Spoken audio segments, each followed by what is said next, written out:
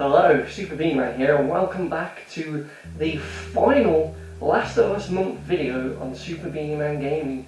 Can you believe it? It's been 30 whole days of Last of Us themed videos in celebration of the release of The Last of Us Part 2 on PS4. For today's final episode of my Last of Us month, I've managed to come up with a kind of special sort of video that's a bit different to all the other ones that I've been doing so far, because I actually managed to have a quick sort of interview with Troy Baker, who was the voice of Joel Miller in both of the games.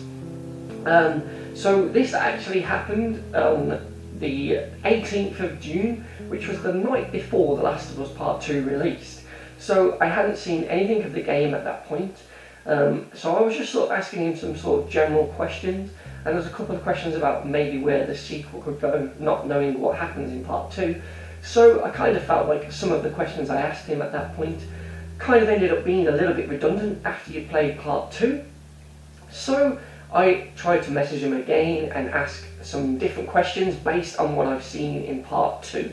And I was lucky enough for him to respond, and I got to do a sort of second sort of interview. So you're going to see both sets of questions here, so you will see a slight change of clothes,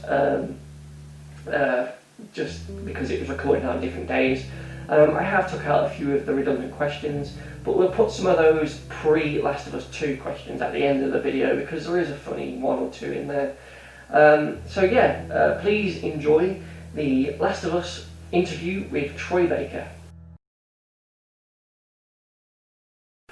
Hello, Rich Super Beanie-man Gaming. Okay, hi Troy. So I was just curious, after playing The Last of Us Part 2, to just know how exactly did you find out that Joel would die in The Last of Us Part 2, and when they told you, how did you sort of feel about it? When I found out that it was going to be the story, it was hard. The first time he told me was when we were in London, and I was like, yeah, this is absolutely what we should do. And then when he actually walked me through the beats of the story, I remember crying, and I asked him to take a second, because I was like, he was kind of going through the beats of it, and it was hard for me to hear, because it suddenly went from being a hypothetical to actually, this is what we're going to do. Yeah, I can imagine. I mean, when I was playing the game, and that happened like 2.5 hours in, I was absolutely devastated for the whole of the game. Oh no. Oh no, Joel! Oh, oh no! I really couldn't get over it. So yeah, I can imagine it was tough for you, because you've spent time developing this character and bringing him to life. So yeah, I can imagine that was really tough. Thank you for that. So my next question, sort of coming off the back of that, obviously Joel's death was the main sort of driving point of the plot going forward. It kick-started that whole revenge storyline for Ellie. I was just wondering if that was always the intention with Part 2.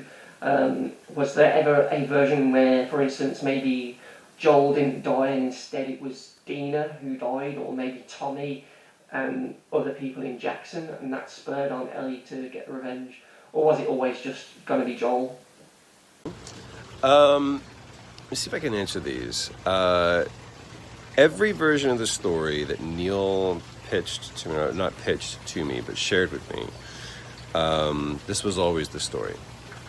So this was always the story that we wanted to tell and we felt needed to be told.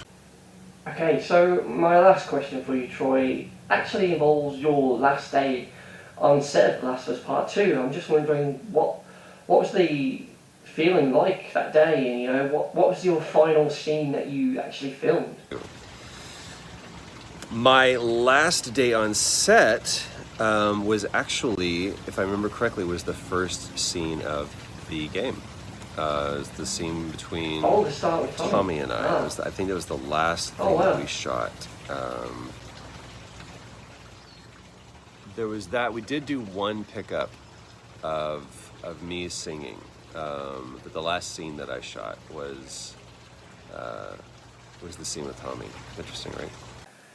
Well, that's great, Troy. Thank you very much for answering some of my questions about Last of Us Part 2. I really appreciate you taking the time. Thank you very much. Anyway, man, great question. Thank you so much for asking. Stay safe, stay healthy, stay connected. So there you've just seen my my second interview, let's say, about The Last of Us Part 2. So now I'm just going to show you some of the outtakes, if you will, of my first chat with Troy, which was pre the release of Last of Us Part 2.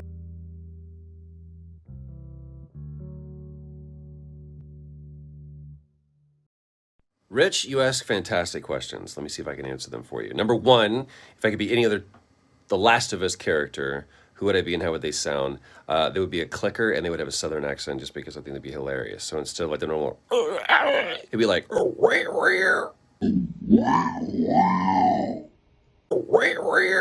you know, a little more, you hear the southern like diphthong, not necessarily Texas, but more like Carolinas maybe.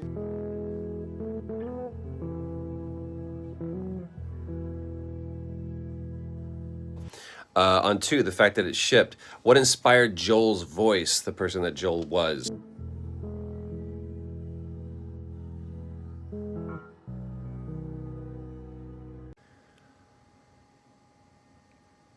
I don't want to tell him. Oh, you meant the original? Let's get down, dude. What faction are you? Because there's no multiplayer on 2. Great questions, man. Keep it up. Stay safe, stay healthy, stay connected.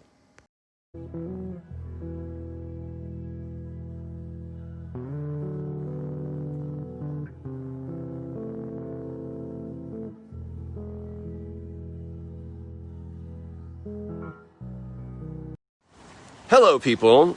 I say people, not as a pejorative, but as an inclusive title. My name is Troy Baker.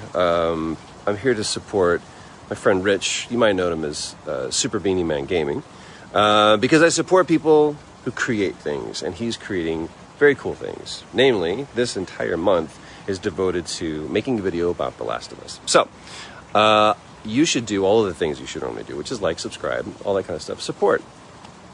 And as always, you make every shot count.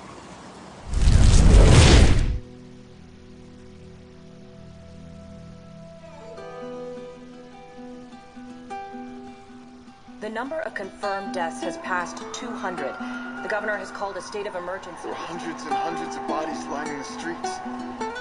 Panic spread worldwide after a leaked report from the World Health Organization showed that the latest vaccination tests have failed.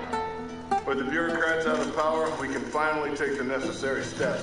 Los Angeles is now the latest city to be placed under martial law. All residents are required to report to their designated quarantine. Riots have continued for a third consecutive day, and winter rations are at an all-time low. A group calling themselves the Fireflies have claimed responsibility for both attacks. Their public charter calls for the return of all branches of government. Demonstrations broke out following the execution of 6 more alleged Fireflies. You can still rise with us.